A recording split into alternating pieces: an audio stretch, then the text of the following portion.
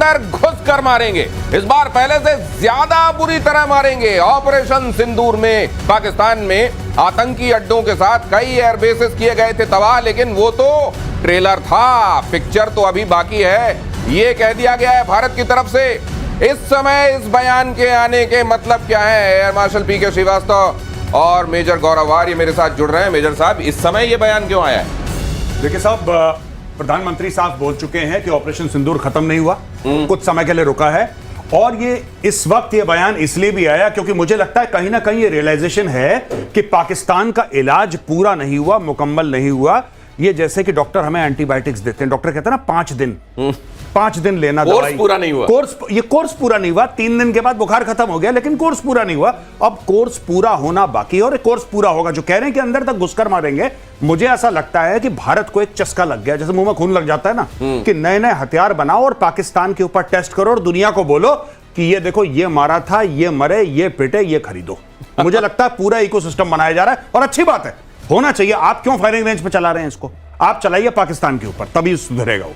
Firing range में चलाने से बेहतर है सीधे सीधे चलाओ पाकिस्तान पर और सीधे मैसेज दो दुनिया को कि देखिए हथियार बनाने। लेकिन सर, J-35A, ख्वाजा आसिफ कह रहे हैं J-35A तो मीडिया में है, मैं तो ले ही नहीं रहा हूं। अरे लीजिए, हम लोग ये जरूर गौरव के डर के मारे नहीं ले रहे हैं, क्योंकि हम लोगों ने बोल दिया ये J-35A भी चला जाएगा PL-15 की तरह। नहीं, इतनी खबरें आ रही थी कि चाइना देगा, चाइना डिस्काउंट में सेल लगा के 50% ऑफ में देगा। अब उनसे पूछा गया कि sir what about J-30? This is all in the media.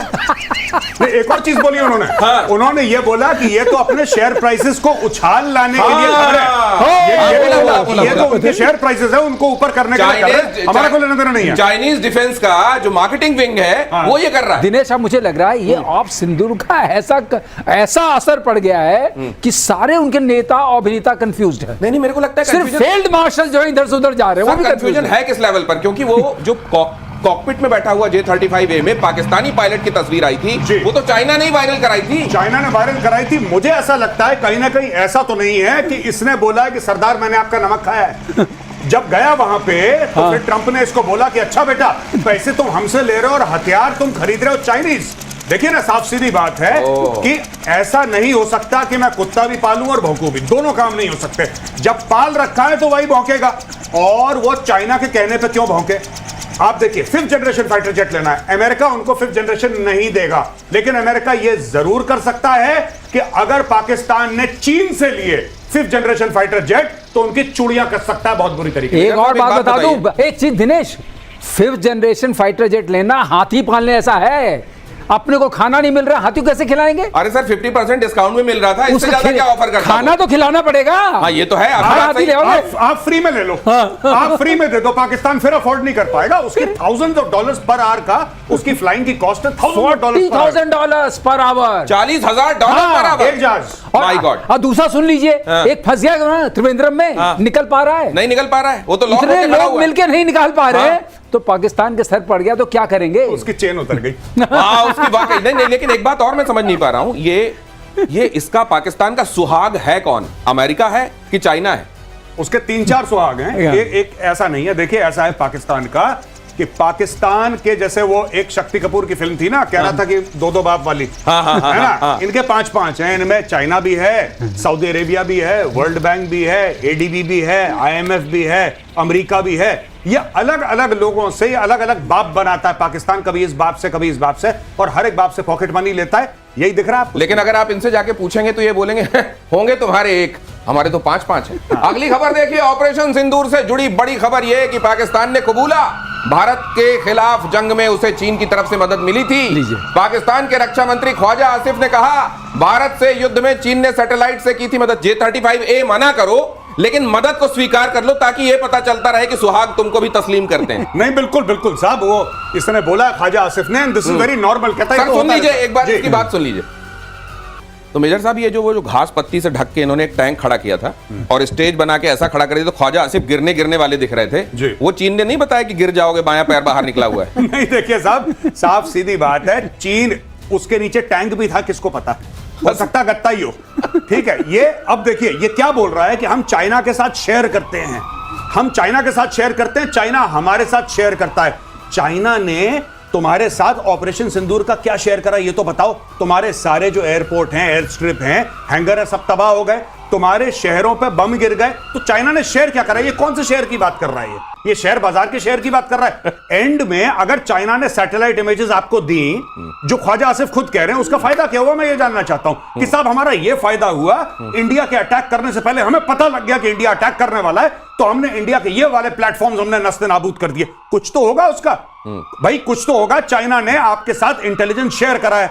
कैसा खाक इंटेलिजेंस शेयर करा है? जब मन चाह रावलपिंडी को ठोका, जब मन चाह वहां पे बावलपुर में एक मिसाइल मारी, अच्छा मुरीद के लो सुई वहां पे गया और सब कुछ मार के नूर खान का सब बिल्कुल उन्होंने हलवा बना दिया। और कह रहा चाइना ने इंटेलिजेंस बड़ा अच्छा दी। चाइना ने ये बोला होगा तुम वहां पे कल मार खाने वाले हो, बेटा तैयार रहना।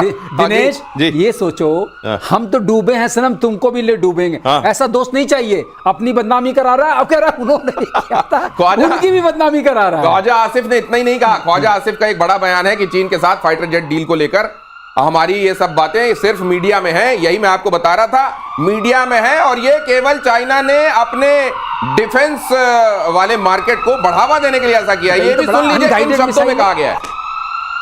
ये तो बड़ा अनगाइडेड मिसाइल है।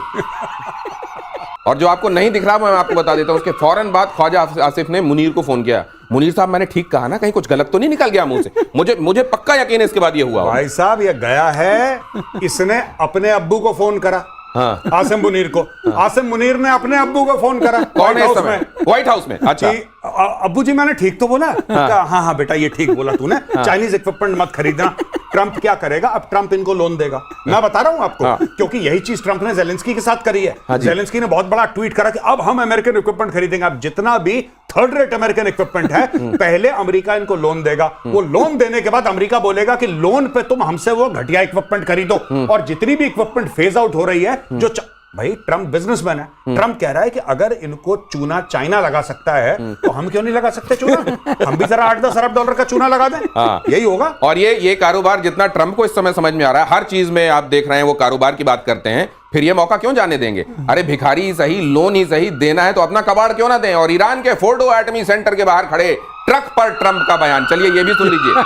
ट्रंप साहब को आज नया इल्हाम हुआ है, उसके बारे में जरा ये ऐलान सुनिए। ट्रंप ने कहा यह ट्रक यूरेनियम ले जाने के लिए नहीं बल्कि मजदूर ले जाने वाले ट्रक थे। ट्रंप ने कहा यूरेनियम को हटाना बहुत लंबा और खतरनाक है, बहुत भारी काम होता है। ये फोर्डो एटमी सेंटर से यूरेनियम को हटाने की खबर आई थी, मैंने आपको दिखाया था प्रतिशोध में, ट्रक लगे हुए थे, कहा गया रातों रात हटा दिए गए हैं। 19 तारीख को जैसे ही बॉम्बर उड़े वहां से यूरेनियम गायब कर दिया गया, यह खबर आई थी। पहले इस बात को कंफर्म खुद ईरान ने कहा कि हाँ हमारा यूरेनियम हमने बचा लिया है। अब इधर ये साहब कह रहे हैं नहीं वो तो मजदूर निकालने के लिए आए थे। आगे ईरान ने क्या कहा है वो भी आपको फिर पूरी तस्वीर क्लियर हो जाएगी। लेकिन साहब ये 16 ट्रक वहां मजदूर निकालने गए थे और टेलीफोन इनके पास आया था। और ट्रंप, मुझे लगता है ट्रंप ने प्रतिशोध तो नहीं देखना शुरू कर दिया। Very good mister Donald Trump, I like it. Anyway ये देखिए बात, ये अपनी ये जो इज्जत है ना इसकी, ये अपनी इज्जत बचा